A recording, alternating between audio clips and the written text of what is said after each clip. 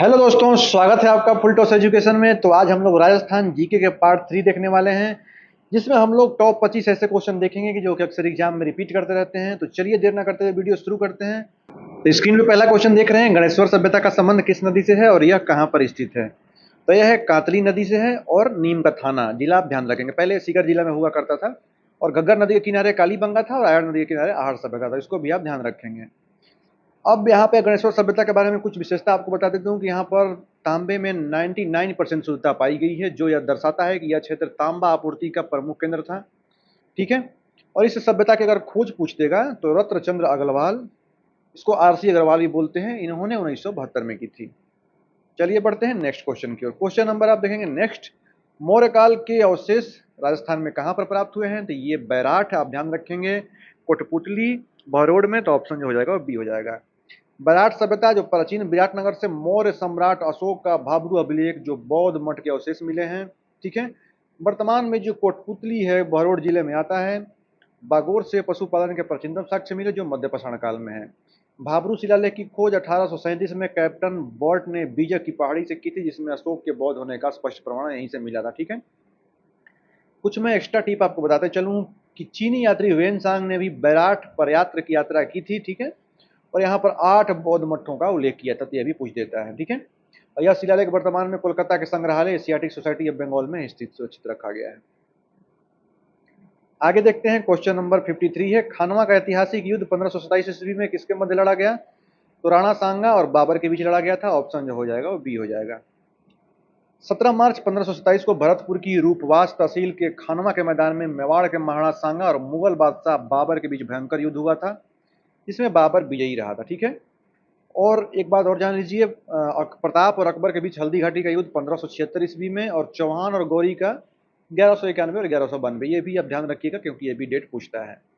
बाबर ने इस युद्ध में ध्यान रखिएगा जिहाद धर्म युद्ध का नारा दिया था और युद्ध जीतने के बाद गाजी की उपाधि धारण की थी, तो इसको भी नहीं भूलना है। नेक्स्ट क्वेश्चन है 54, गिरी सुमेल का युद्ध 1544 ईस्वी में किनके मध्य लड़ा गया और इसके बाद किसने कहा था कि मुट्ठी भर बाजरे के लिए पूरे हिंदुस्तान की बादशाहत मैं खो देता।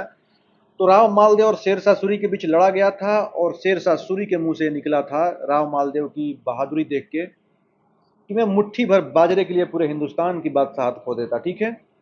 अब ध्यान रखेंगे मालदेव की जो सेनापति थे जैत्रा और कूपा की वीरता को देखकर शेरशाह के मुंह से ये वाक्य निकला था। ठीक है।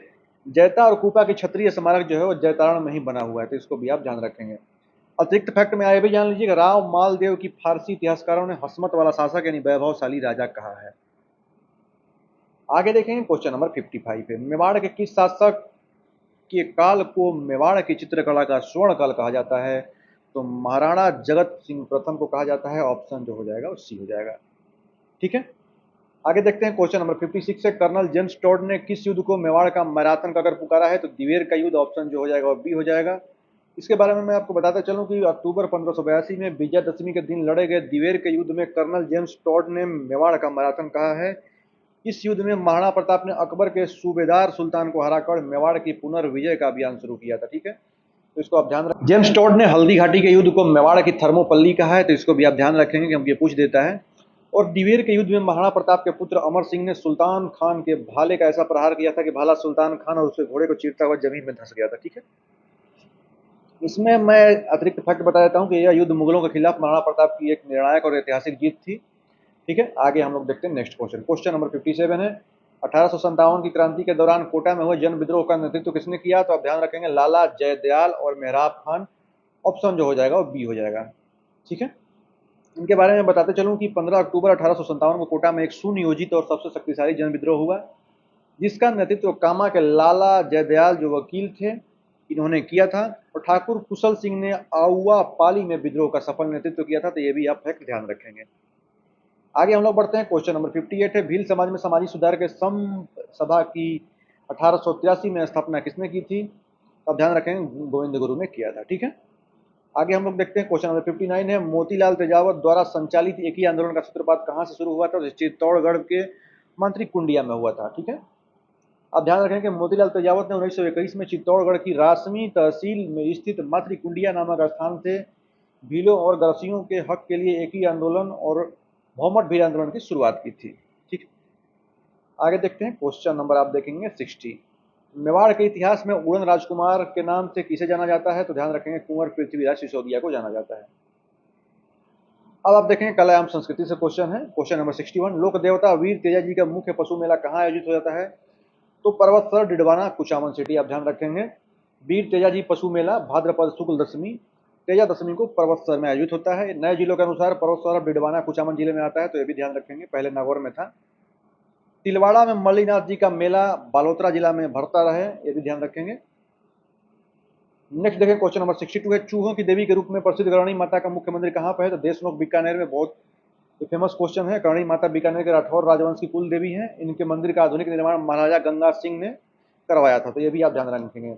आमेर में शीला देवी का मंदिर और ओसिया में सचिचाय माता का मंदिर है, तो इसको भी आप ध्यान रखेंगे। ठीक है, करणी माता का मंदिर विश्व प्रसिद्ध है, ये राठौरों की कुल देवी मानी जाती है और देशमुख बीकानेर में स्थित है। ठीक है, करणी माता का प्रतीक चिन्ह पूछ देगा तो चील है, चील पक्षी को माना जाता है।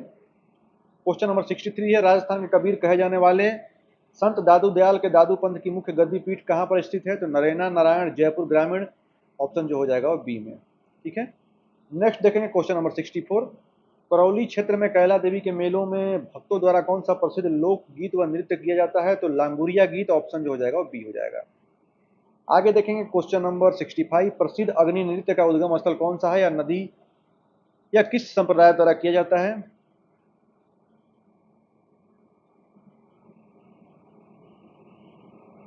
क्वेश्चन नंबर 65 है, प्रसिद्ध अग्नि नृत्य फायर डांस का उद्गम स्थल कौन सा है या किस संप्रदाय द्वारा किया जाता है? तो आप ध्यान रखेंगे ऑप्शन जो हो जाएगा ये बी हो जाएगा, कतरिया सर बीकानेर जसनाथी संप्रदाय के द्वारा ये किया जाता है। ठीक है, नेक्स्ट हम लोग देखेंगे क्वेश्चन नंबर 66 है, शेखावटी क्षेत्र का प्रसिद्ध लोक नृत्य कौन सा है जो केवल पुरुषों द्वारा होली के अवसर पर किया जाता है? तो गिदड़ नृत्य, इसको ध्यान रखेंगे, ये पूछता है, ऑप्शन बी हो जाएगा। इसके बारे में थोड़ा सा जान लेते हैं कि गिदड़ नृत्य शेखावटी क्षेत्र जैसे कि सीकर हो गया, झुंझुनू हो गया, चूरू और नीम का थाना का अत्यंत प्रसिद्ध और व्यावसायिक लोक नृत्य है। ठीक है, या होली के दिनों में डांडा रोपने से लेकर होली दहन तक केवल पुरुषों द्वारा किया जाता है, तो ये भी आप ध्यान रखेंगे। क्वेश्चन नंबर 67 है, कैलेंडर के अनुसार थार महोत्सव का आयोजन राजस्थान के किस जिले में किया जाता है? तो बाड़मेर में किया जाता है, ये भी आप ध्यान रखेंगे। क्वेश्चन नंबर 68 है, विश्व की सबसे लंबी दीवार के लिए प्रसिद्ध कुंभलगढ़ दुर्ग का मुख्य शिल्पी कौन था? तो मंडन, आप ध्यान रखेंगे, ऑप्शन जो हो जाएगा बी हो जाएगा। इसके बारे में आपको बताते चलूं कि कुंभलगढ़ दुर्ग राजसमंद का पुनर्निर्माण महाराणा कुंभा ने करवाया था। इसके मुख्य वास्तुकार शिल्पी गुजरात के प्रसिद्ध विद्वान मंडन थे और जयता विजय स्तंभ के शिल्पी थे और लालचंद उस्ता हवा महल के वास्तुकार थे, तो इसको भी आप ध्यान रखेंगे। क्वेश्चन नंबर 69 है, राजस्थान के किस प्रसिद्ध किले को स्वर्णगिरी के नाम से जाना जाता है? तो जलौर का किला को स्वर्णगिरी गोल्डन माउंट बोला जाता है। क्वेश्चन नंबर 70 है, जोधपुर का प्रसिद्ध मेहरानगढ़ दुर्ग किस पहाड़ी पर स्थित है? तो चिड़िया टूक पहाड़ी पर स्थित है, ये क्वेश्चन पूछता है, तो इसको आप ध्यान रखेंगे। ठीक है, और ये भी पूछ देगा मेहरानगढ़ दुर्ग का निर्माण किसने करवाया था? तो राव जोधा ने 1459 ईस्वी में जोधपुर में चिड़िया टूक पहाड़ी पर करवाया था। इसके ऊंचे स्वरूप के कारण इसे मयूर ध्वजगढ़ भी कहा जाता है। ठीक है, आगे हम लोग देखेंगे राजस्थान के भूगोल से कुछ क्वेश्चन आपको देखने को मिलेंगे जो कि बहुत इंपॉर्टेंट है। क्वेश्चन नंबर 71 है, राजस्थान का सबसे प्राचीन पवित्र और प्राकृतिक झील किसे माना जाता है जिसे क्रेटर झील का उदाहरण भी कहा जाता है? तो ध्यान रखेंगे पुष्कर झील को कहा जाता है, ऑप्शन जो हो जाएगा वो बी हो जाएगा। ठीक है, अब देखिए पुष्कर झील अजमेर में स्थित है, राजस्थान की सबसे प्राचीन धार्मिक रूप से परम पवित्र और प्राकृतिक झील माना जाता है। भौगोलिक दृष्टि से ज्वालामुखी निर्मित क्रेटर काल्डेरा झील भी है। ठीक है, नक्की झील माउंट आबू में स्थित है, तो ये भी आप ध्यान रखेंगे, कुछ अतिरिक्त फैक्ट भी आपको पढ़ते चलना है। पुष्कर झील के चारों ओर 52 घाट बने हुए हैं। यहाँ गांधी घाट महिला घाट प्रसिद्ध है जहाँ महात्मा गांधी ने अस्थियां विसर्जित की गई थी महात्मा गांधी की। ठीक है, इसे झीलों का मामा तीर्थराज और पंचम तीर्थ के नाम से भी जाना जाता है, क्या उपनाम भी आप ध्यान रखें। क्वेश्चन नंबर 72 है, राजस्थान की किस मीठे पानी की कृत्रिम झील को डेबर झील भी कहा जाता है? तो जयसमंद झील, आपको पता होना चाहिए। क्वेश्चन नंबर 73 है, राजस्थान का बारामासी नदी चंबल जो है का राज्य में सर्वप्रथम प्रवेश किस स्थान से होता है? तो चित्तौड़गढ़ के चौड़सीगढ़ में होता है, आप ध्यान रखेंगे। ठीक है, क्वेश्चन नंबर 74 है, कर्क रेखा 23 डिग्री 23.5 डिग्री है नॉर्थ अक्षांश राजस्थान के किस जिले में होकर गुजरती है? तो डूंगरपुर और बांसवाड़ा से होकर गुजरती है। आज का लास्ट क्वेश्चन है, करोड़ों वर्ष पूर्व कास्ट अवशेषों को सुरक्षित करने वाला आकलवुड फॉसिल पार्क कहाँ पर स्थित है? तो ये है राष्ट्रीय मरुउद्यान जैसलमेर में। ठीक है, बाकी मिलते हैं नेक्स्ट पार्ट में। अगर अच्छा लगा हो वीडियो तो लाइक जरूर करिएगा।